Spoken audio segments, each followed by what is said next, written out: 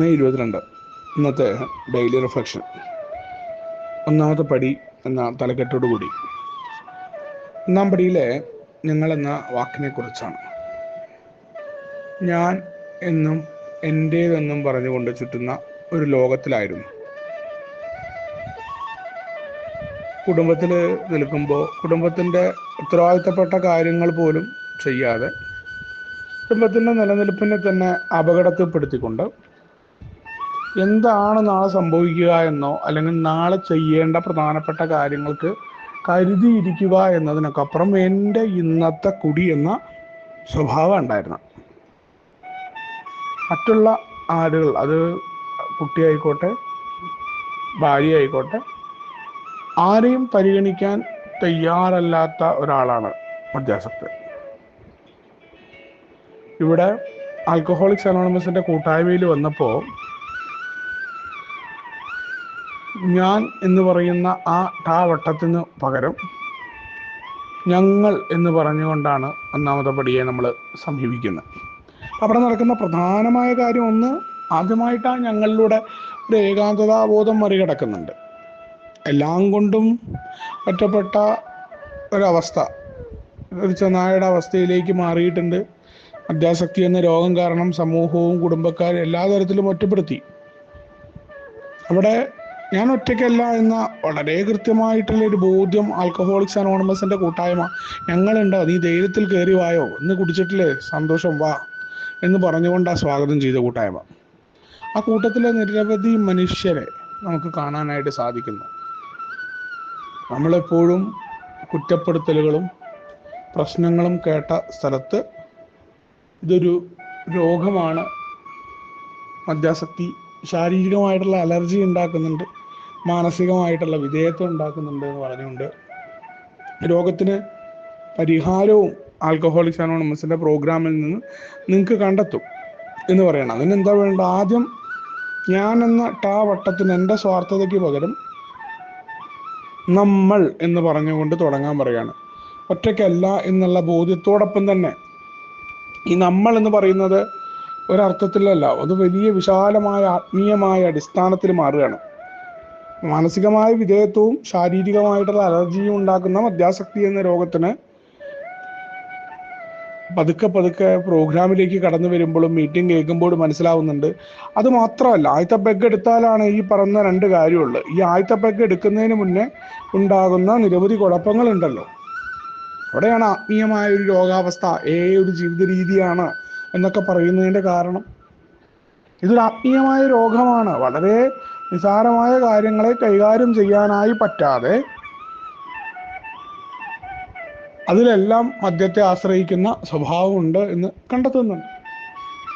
ആത്മീയമായ രോഗ അവസ്ഥയെ പരിഹരിക്കാൻ ഞാനിൽ നിന്ന് നമ്മൾ എന്ന ഒരു വലിയ വട്ടത്തിലേക്ക് നമ്മൾ മാറേണ്ടതുണ്ട്. അപ്പൊ എന്തൊക്കെ മാറ്റങ്ങളാണ്? ഒന്ന്,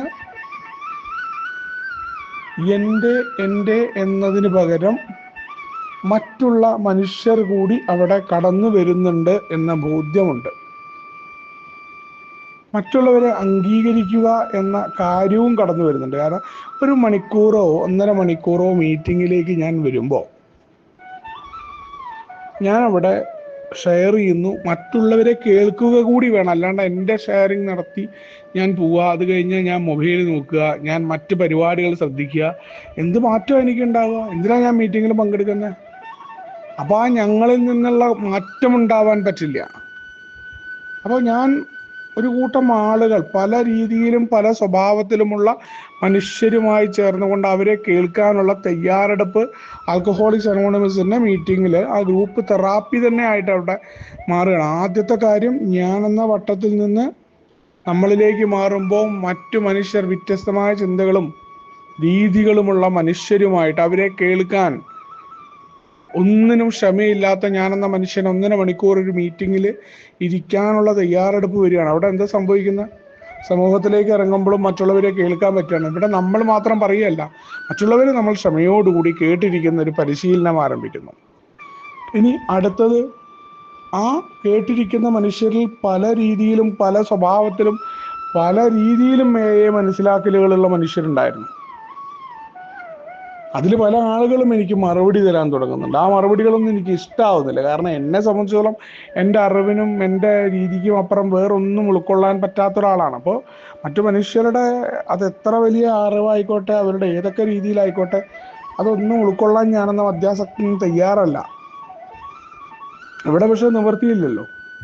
നമ്മൾ ഇരുന്ന് കേൾക്കാനുള്ള തയ്യാറെടുപ്പുണ്ട്. നമ്മളതിനോട് എതിർക്കാനോ അതിന് മറുപടി കൊടുക്കാനോ ഒക്കെ പോയി കഴിഞ്ഞാൽ നമുക്ക് കുഴപ്പങ്ങൾ ഉണ്ടാവുന്നു. അപ്പൊ ആ കുഴപ്പങ്ങൾ ഒഴിവാക്കാൻ വന്നതിന്റെ പടികൾ പരിശീലിക്കുമ്പോഴാണ് നമുക്ക് അവരെന്തോ പറഞ്ഞോട്ടെ, അതിൽ ആവശ്യമുള്ളത് എടുക്കാമെന്ന് പറഞ്ഞുകൊണ്ടുള്ള ആ ഒരു മാറ്റം ഉണ്ടാവുന്നുണ്ട്. അപ്പൊ അത് ഒരു മീറ്റിങ്ങിൽ നമ്മളിങ്ങനെ ഇരുന്ന് പരിശീലിക്കുമ്പോൾ പല രീതിയിലും നമ്മളോട് സംസാരിക്കുന്ന മീറ്റിങ്ങിൽ പല നമുക്ക് ഇഷ്ടമില്ലാത്തതും നമ്മളെ കൊള്ളി വെച്ച് പറയുന്ന കാര്യങ്ങളൊക്കെ ഉണ്ടാവും. അതൊരു പരിശീലനത്തിന്റെ ഭാഗമായിട്ട് നമ്മൾ എടുക്കണം. അതെങ്ങനെ എടുക്കാൻ പറ്റുക? യഥാർത്ഥത്തിൽ നമ്മളെ അങ്ങ് നേരിട്ട് പറയുമ്പോൾ നമുക്ക് ഉൾക്കൊള്ളാനും പറ്റില്ല, നല്ല വിഷമമൊക്കെ ഉണ്ടാവും.